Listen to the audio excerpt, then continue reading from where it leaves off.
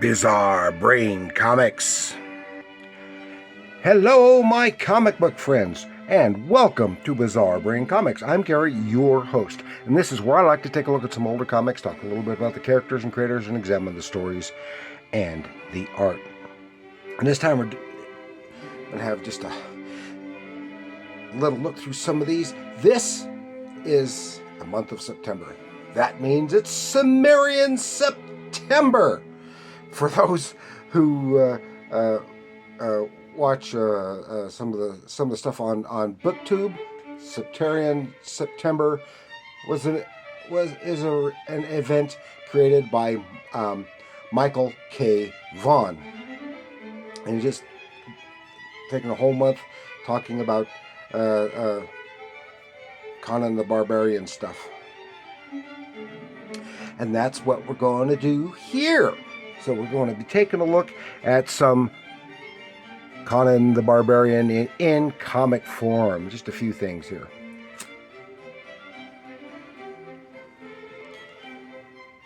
Of course, we all know Conan the Barbarian. In comics started in what, 1970? By Roy Thomas.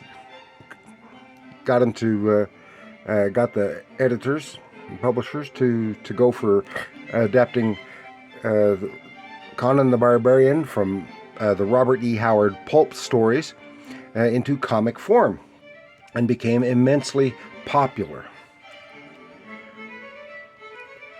Initially, a long run of Roy Thomas doing the writing on the regular monthly title, and started off with Barry Windsor-Smith as the artist, and later had various other artists take over, and primarily John Buscema did the character for the longest time. So let's have a look at some of that here, shall we? Move these barbaric guys out of the way. And of course, this is actually Dark Horse reprint volume, Chronicles of Conan Volume 7. It's got some scoring on the cover, unfortunately. But so this is reprint. This is Roy Thomas and John Buscema and a few others. And this, of course, features not only Conan but Red Sonja, who was another Howard character, who was then adapted into the context where she could appear with Conan the Barbarian. So some really, when they recolored these pages, because these were originally, of course, Marvel stuff, it did seems to have done a fairly nice job. Might have been better had they maintained the original coloring, but I think they did a really good job here in this various stories. The Dweller in the Pool. It's volume 7. Then we have an issue of Savage Sword of Conan, number 23. This was what from 77, was it? Is that what I saw? Oh, it's so tiny. Yeah, 1977. Great Earl Norham cover painting. This again has Red Sonja, but actually I think in this she's in a solo story of her. Yeah, and this adapts. This has John Buscema pencils, I think. No, yeah, Alfredo Alcala did the inks. Roy Thomas adapting People of the Black One by Robert E. Howard. And one thing I like in the especially in the older Savage Sword, the black and white, was the hand done shading, and of course then they would have occasional text, if I can get that page, text articles and the like. Followed up. Oh yeah, and stuff here because the Red Sonja's in here, has an article on Red Sonja, and Frank Thorne, who was a long-time primary artist on the Red Sonja character, and he had a deal going to malls and stuff, put on a show, and he had a couple of models appearing as Sonia, including here Linda Burrell, who was also later his primary model, his model for his original sword and sorcery character Gita, but it also featured Wendy Pinney. Yes, that's right, Wendy Pinney of ElfQuest fame, portraying Red Sonja. So that's always some cool stuff. In case you never knew that. And then it's followed up with a reprint story. I think it's a reprint, Red Sonja story by Frank Thorne and Roy Thomas. And we have the Conan Saga number 69, which was large black and white magazine format reprinting earlier Conan material. And this happened to have a story that was done, still written by Roy Thomas here, but drawn by Gil Kane, who was another fine artist. And an article here regarding the pulps that the character was originally appeared in, including here an illustration and part of a page from The Phoenix on the Sword, the very first Conan story published, which was actually an adaptation of a Call story. I mean, he had originally written that as By This Axe I Rule, which was a Call story. He added a little bit more sorcery and horror elements to it and made it Conan.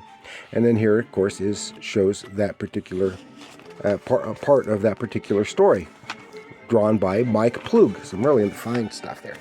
Oh, but most people know Conan from the movies. So here we have the Marvel Super Special Magazine number 21, which was a comics adaptation of the Arnold Schwarzenegger vehicle of Conan the Barbarian, the movie that made him a star. And I actually covered the contents of this from the paperback version, the paperback comic version, a little over a year ago, from the Renaissance Festival, I think it was. And this of course features some articles and photographs, but of course this follows the movie pretty closely, with a few exceptions, and as I covered that. But here we see it in full color, and the colorist did a marvelous job with the hand coloring on this particular edition. Some really nice stuff there.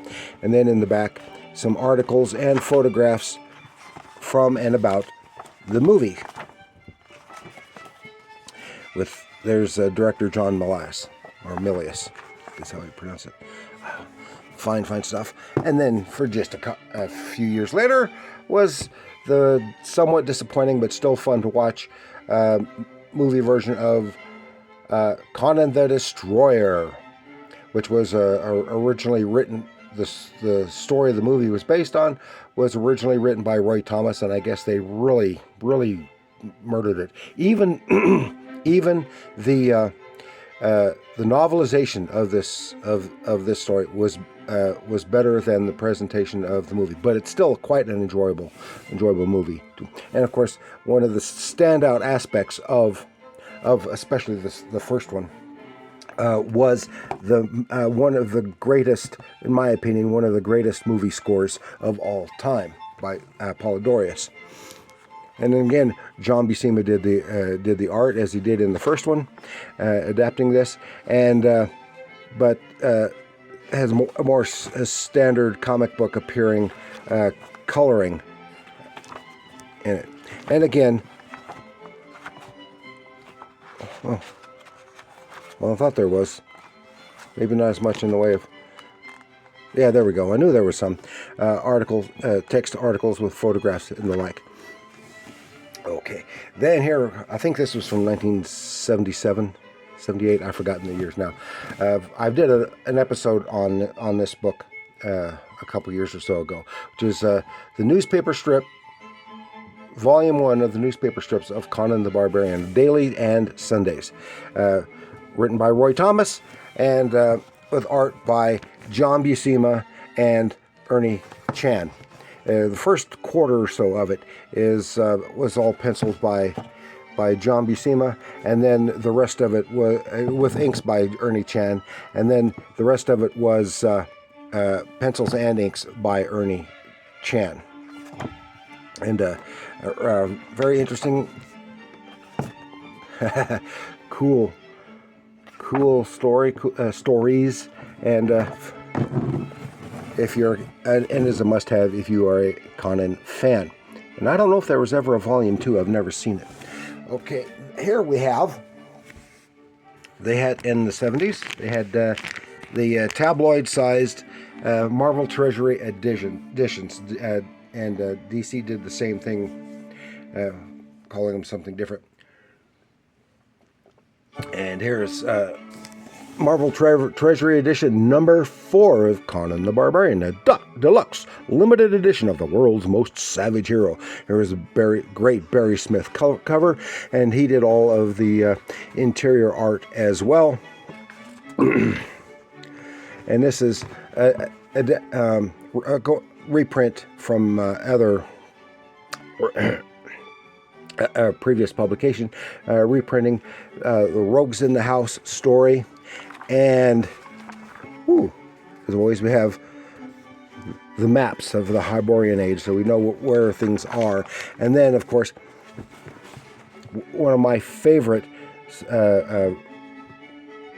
Howard stories and comic versions is Red Nails by Roy Thomas and Barry Smith. This is some beautiful, really beautiful. You can just see how Smith's art has matured. You're here just since Rogues in the House to the time of Red Nails. He had a fairly quick evolution in his art during those early years of Conan the Barbarian. And then, we have another one. This is in real pretty rough shape, though. This is Treasury Edition number 15 from 1977. The Cimmerian's Greatest Adventures, co-starring Red Sonja, the she-devil with a sword, the most savage sword and sorcery hero of all. The John Buscema and Ernie Chan cover illustration, and again Barry Smith starts off anyway with Barry Smith art. This is the Song of Red Sonja, one of I think it's the second appearance of Red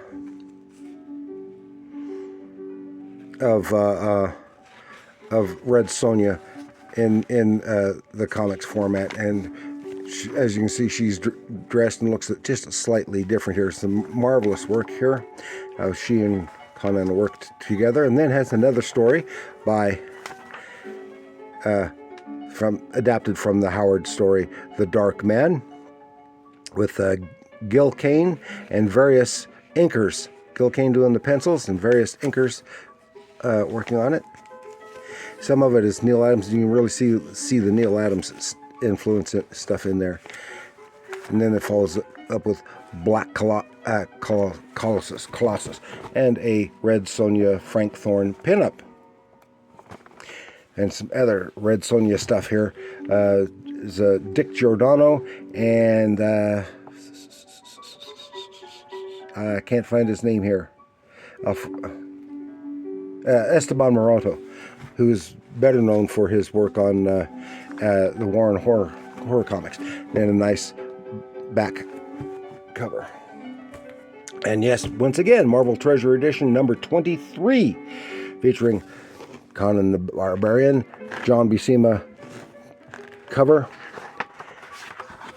And again, A Witch Shall Be Born, Roy Thomas and John Buscema. Some more fine stuff.